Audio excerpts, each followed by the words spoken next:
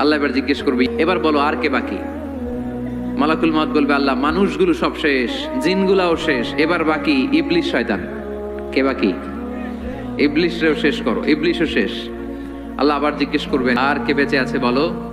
মালাকুল মউত বলবে, আল্লাহ আপনার কথা অনুযায়ী পৃথিবীর সব মানুষের রূহ কবজ করলাম, সব জিনদের রূহ কবজ করলাম, ইবলিসের রূহ কবজ করলাম, এখন আছে শুধু ফেরেশতারা।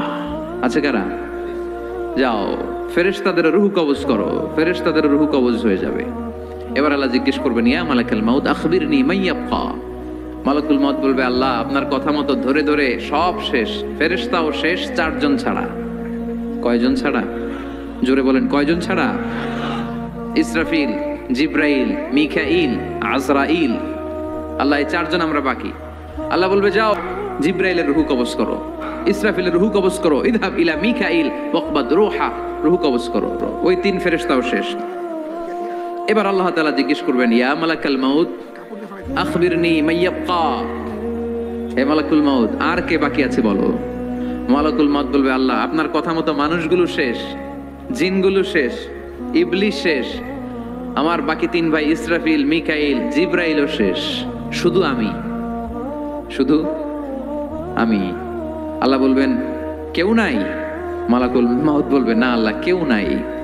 এবার আল্লাহ তাআলা বলবেন, মালাকুল মউত তুমি তো সবাই রে মারছো, এবার তুমি মরো, এবার তুমি মরো, তুমি মরো।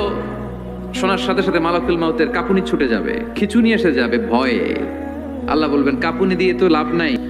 রাব্বুল আলামিন বলবেন, মালাকুল মউত কেঁদো না, এটাই দুনিয়ার বিধান, আমি আল্লাহর দেয়া বিধান, এটাই, জন্মালেই মরতে হয়। যাও জান্নাত জাহান্নামের মাঝখানে একটা জায়গা আছে, জায়গাটার নাম হলো আরাফ।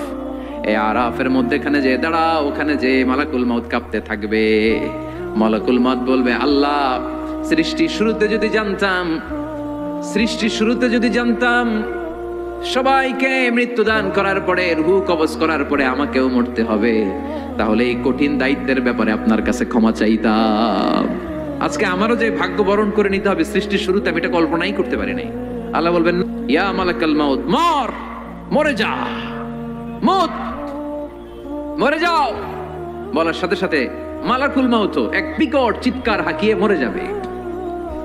মালাকুল মউতের চিৎকারটা সেদিন এত ভয়ঙ্কর হবে, বিষ্ণু ইসা ইসলাম বলেন, ওই চিৎকারের আওয়াজ যদি পৃথিবীর মানুষেরা কান দিয়ে শুনতে পেত, তাহলে কিয়ামত সংগঠিত হওয়ার জন্য আলাদা করে ইসরাফিলের সিঙ্গার প্রয়োজন হতো না। ওই চিৎকারের আওয়াজে প্রতিটা মানুষ কানের পর্দা ফেটে ওই জায়গায় লাশ হয়ে পড়ে যেত।